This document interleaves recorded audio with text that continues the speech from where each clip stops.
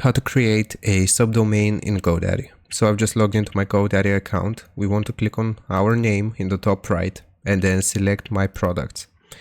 From here, we will need to select the domain for which we want to add a subdomain. So I only have one. Click on DNS. Now this will take us to the DNS page for this specific domain. And if we want to create a subdomain, we will click on forwarding here. And you should be able to see subdomains. Click on add forwarding. And here's where we'll need to type the subdomain link. So here we'll just do store.nethelp.shop. You can choose HTTP or HTTPS and the destination URL from here. You can also choose the forward type, so specifies the length of time for this forwarding setting, permanent, temporary, or forward with masking.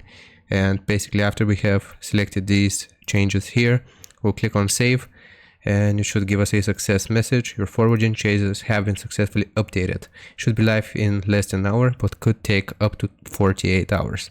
So that's basically how you add a subdomain in GoDaddy.